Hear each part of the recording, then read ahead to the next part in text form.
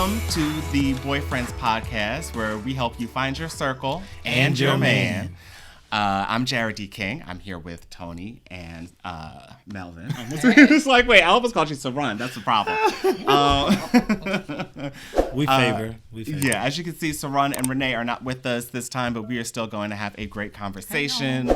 And the topic this time is, why am I always fighting with friends? So I guess sometimes you get into friend groups, or you connect with people and you always kind of seem at odds. Or so I was just like curious, have you guys ever been in that situation? Like, do you feel like you're consistently fighting with people, or have you ever felt like you were consistently fighting with people that you were close to? No, but that's because I consider myself non-confrontational. I will avoid confrontation on purpose. I more so just remove myself from the situation before I quote unquote fight with a friend, just because this is who I am. Now, if I find this consistent, maybe with the same friend, I'll just probably end the friendship.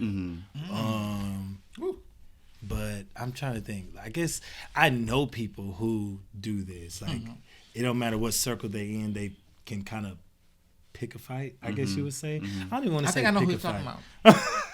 I think I do. I'm not going to say pick a fight, but they usually go with, I don't know how to put it. Like, it's just almost like they're combative, I guess. Like, they look for the opposite feeling of whatever the group is saying, just to debate or argue or whatever it is, you know? And I don't know if that's necessarily a good thing or a bad thing, because some people like that, but... Yeah, I don't know. I mean, I think it could probably be pretty annoying, I would think.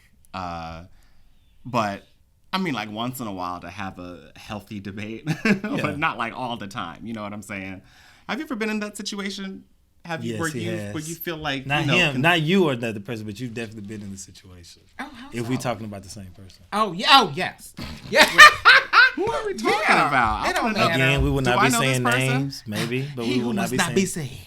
Voldemort. Names in this podcast. Oh my God! And I'm about to get me cursed out again.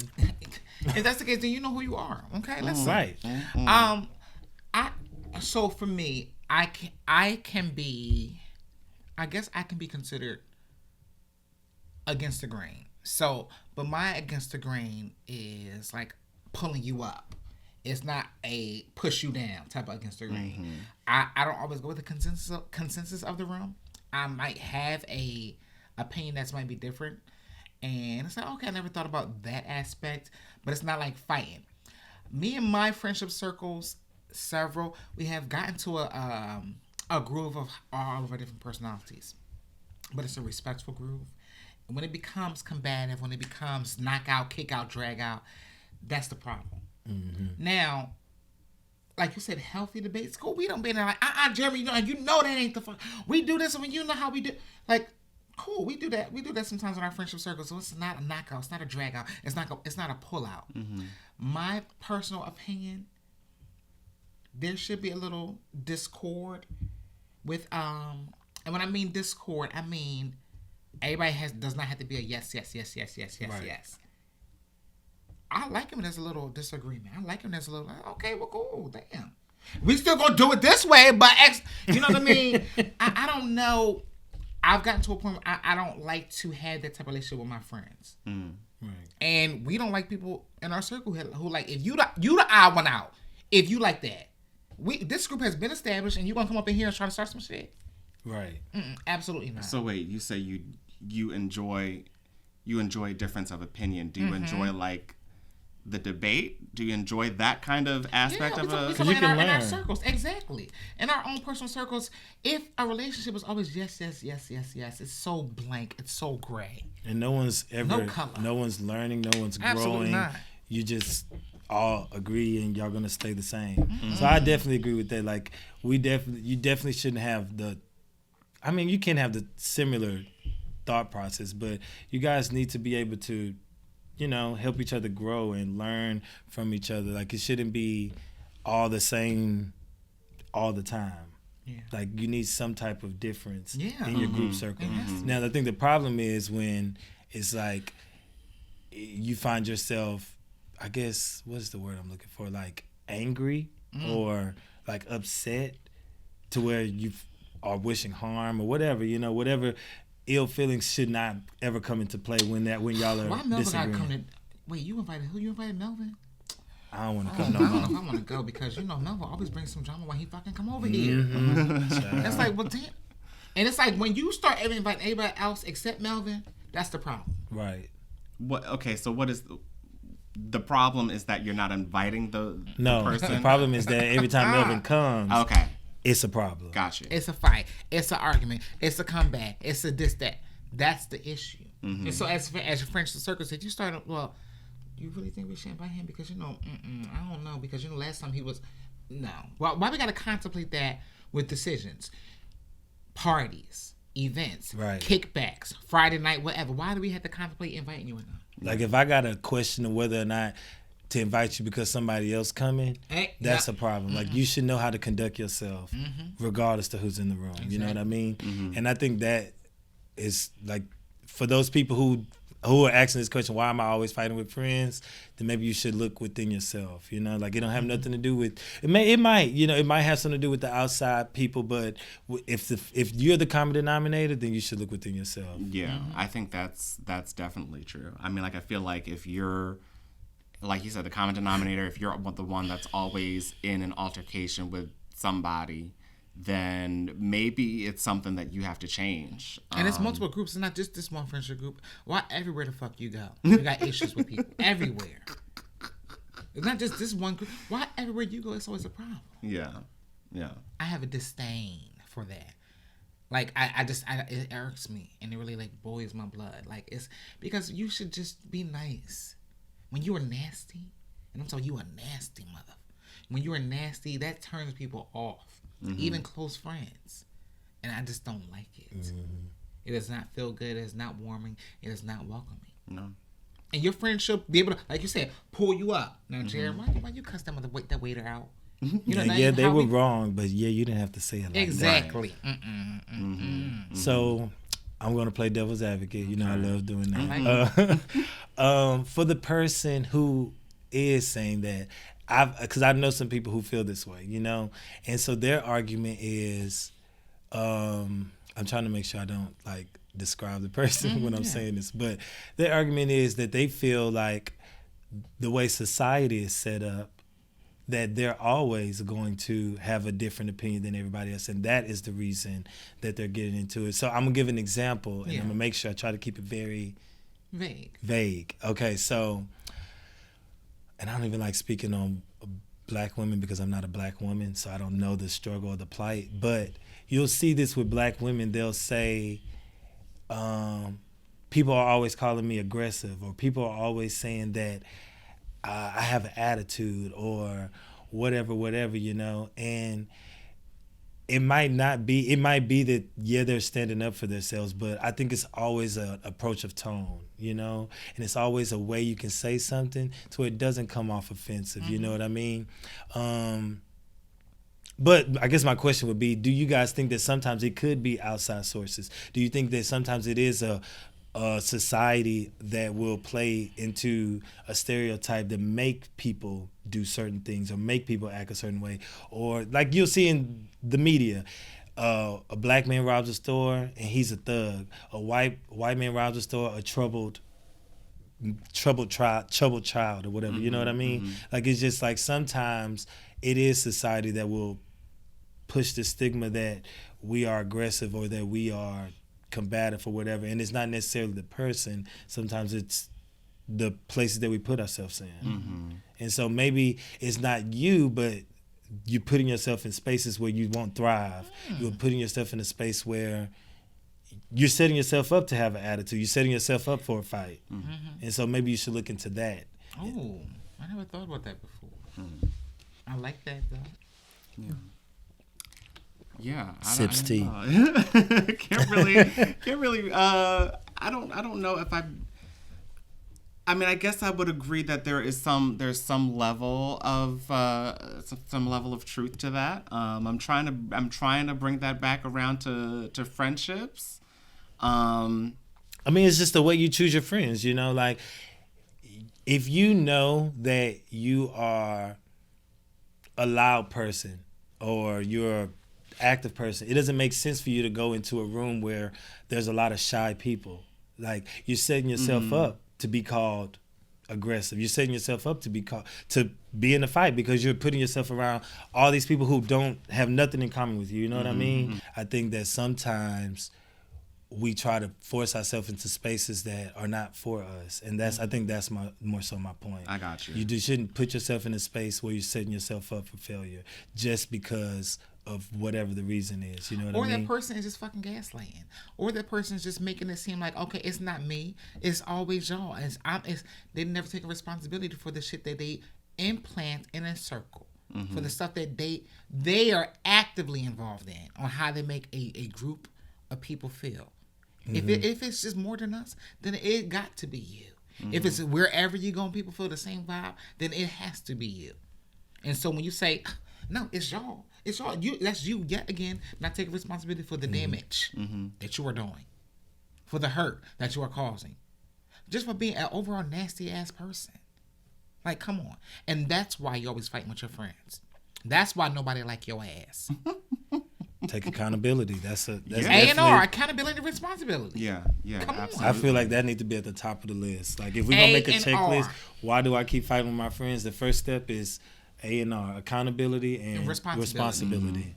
So let's put that at the top. I know. I also think that part of it is just maybe a difference in communication styles. I know I'm the type of person who likes to express all of his feelings. I like to, I will tell you how I'm feeling. I'm like, and some people are just not with that. Some people will take how you're feeling and say, well, that's how you feeling, blah, blah, blah. And fuck your feelings. Yeah. Because that's how the friend that's always fighting with everybody, that's how it seems. Yeah. It's like, okay, girl, fuck your feelings. Girl, fuck your feelings. And that's how it comes off. Yeah. And I don't know how we have a very gelled relationship with our friends, because we have a lot of loud people in our circle. A lot of loud people, yes. A lot of quiet people in our circle. A lot of people who are just being authentically them. We still find a way to gel and express ourselves and communicate. Sometimes it is a knockout, drag out, cuss out, and at the end of the day, we still hugging it out. Right. It's like, okay, well, how we get all that and we still hugging? I don't know. I don't know the dimensions. Respect.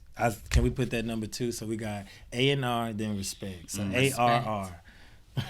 Not ARP. Not ARP. Okay. So yeah, like we respect each other. How did you come to that respect? Over time. Okay. I think over time. Yeah. And just being, I think that just was how I was raised too. Like, you show respect to get respect, But back to what your point about tone. Oh, did you say tone? Or like the way people communicate? Yeah. So I got another example. Me and Jeremy, sometimes we will get into it, and it's over the way we communicate, because sometimes when he's upset, his tone, it's a triggering thing. Like, and I get it. You can be upset and have a tone. There's nothing wrong with that. But sometimes it's the way you say stuff and the way you communicate. Even if you're trying to be helpful, if you're upset when you're doing it, it can come off mean or combative. And so obviously it's going to trigger me too, and I'll be combative back. And then now we have this whole unnecessary argument over something that was probably, you didn't mean no harm by it, but it was just the way I received it. And so I guess it's on both parts. So what we do now is, when I feel that tone, I try to look within myself like, hey, is he trying to be mean? Yeah. Is this his intention? And then I'll say, the way you said this, it triggered me a little bit. So I really didn't receive what you were trying to say. Can you find another way to say it? And so, come on, doing therapy at the table. That sounds very adult. It's work. It's real work. And sometimes it gets to the point where if you are having that knockout, drag out, fight out thing with several friends, circles, sometimes you may be excluded. Sometimes you may be pushed out. And in order to recognize if it's you, sometimes everybody need to push you out in order for you to see. What about those, like, because I think you even brought it up, like sometimes we'll talk with, and I feel like this is a thing in the gay community personally, this has been my experience, that whenever you are at odds with somebody, you can't necessarily have like a genuine conversation where you're expressing each other's feelings. It becomes, you know, a battle where who's right, who's wrong. Yeah, and then the other person almost seems to be gaslighting you a little bit and trying to make you seem like you are seeing things the wrong way, or that didn't happen, or, you know, stuff like that. So how do you deal with that, or what do we need to do to kind of get out of that dynamic? Because I feel like that happens a lot, and you know, it's unfortunate. I think I kind of understand what you're saying, and tell me if I'm wrong, but it sounds like for that specific situation that you can't tell somebody what they meant to do. You can only tell them how it made you feel. You can speak on facts and your feelings. You can't speak on how they feel.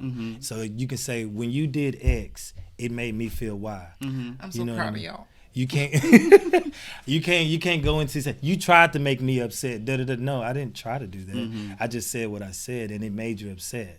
And so that's what you need to focus on, like, or people in general. Like, it's a maturity thing, you know. Like, it's something you learn over time. Like, I can't tell somebody I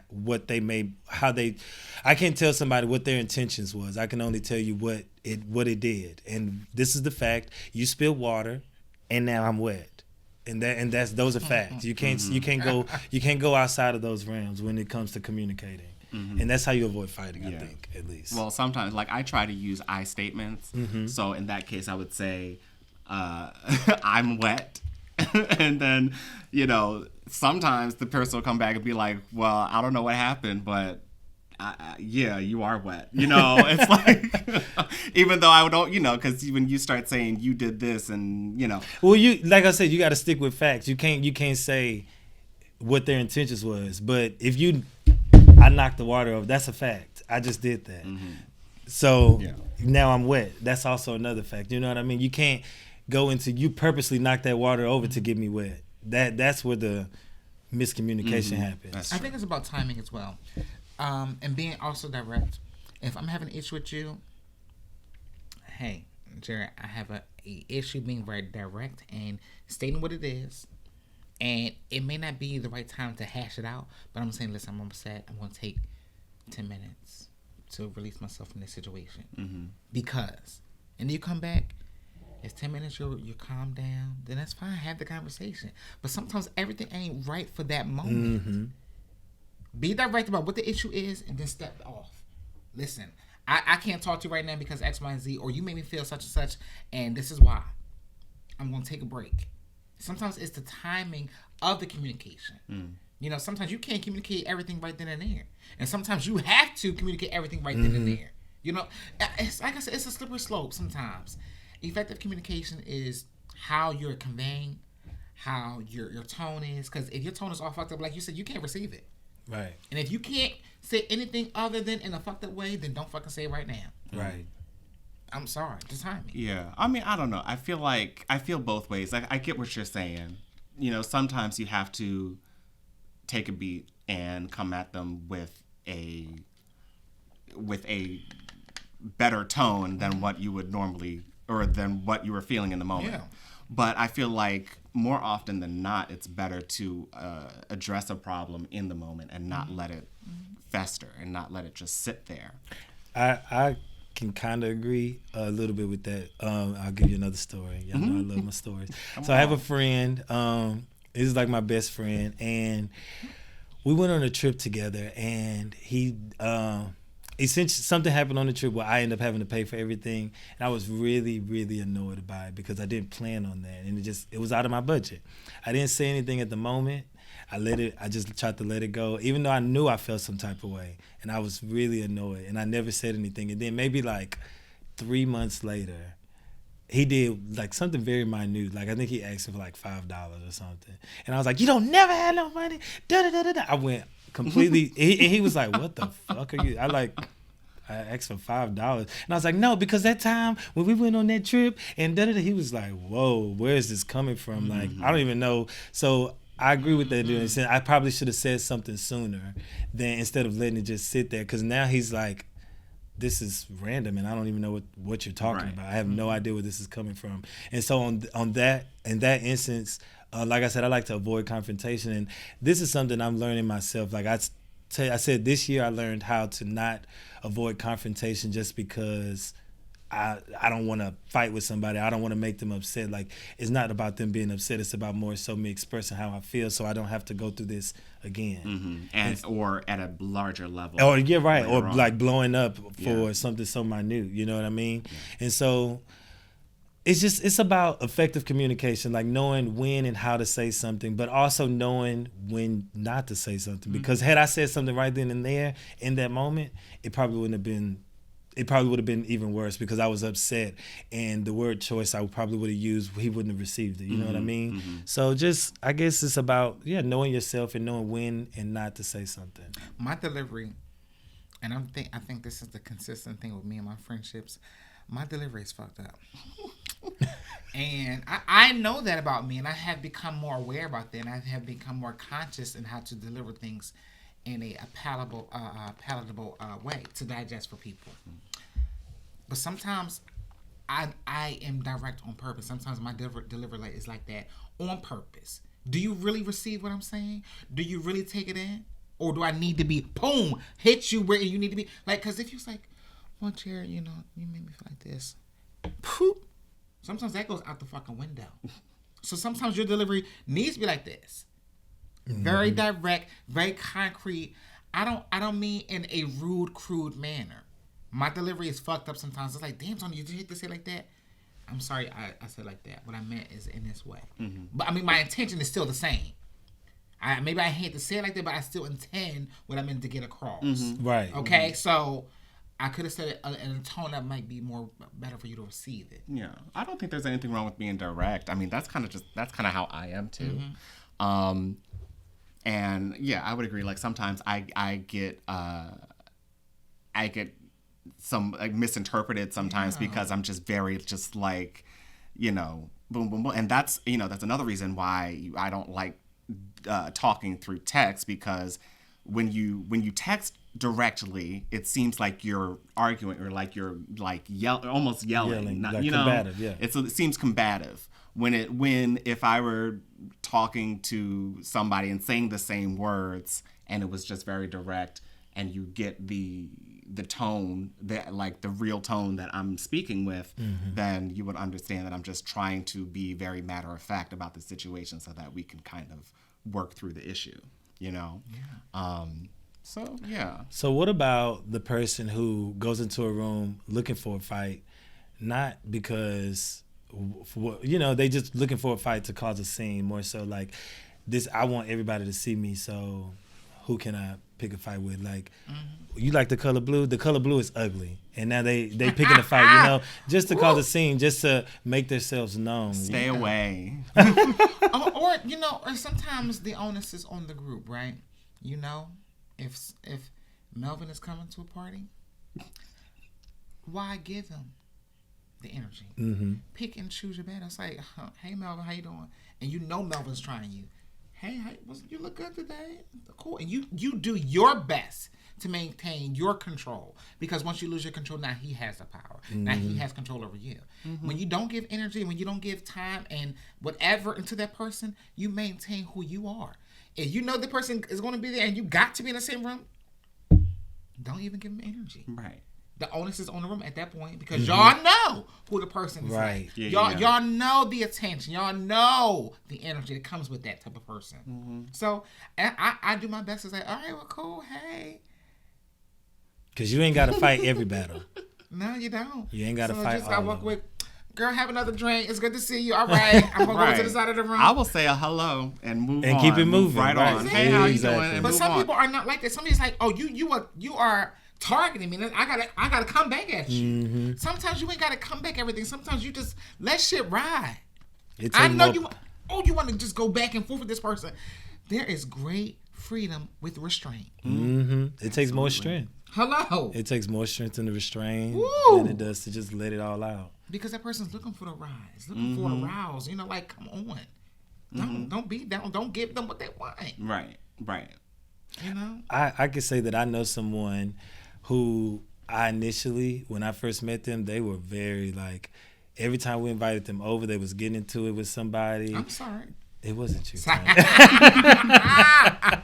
Every time they would come over, and I actually told Jeremy, I was like, I personally do not feel comfortable with this person at the house no more, because every time they're here, it's always something. Now, since then, I've seen them out, and I've seen how they've grown and matured, and I'm like, wow, it really. And I'm like, you know what? I actually wouldn't mind you inviting them, because it's not that they're not a good time, or it's not that they're not a good person, but when you don't know how, when you can't control your emotions and you just gotta get it out, you gotta have that last word, that's not, people don't want to be around that. Maybe that person adjusted because they saw how they were affecting certain people, and people didn't want to fuck with you. So I will say that someone else had a conversation, and they said exactly that.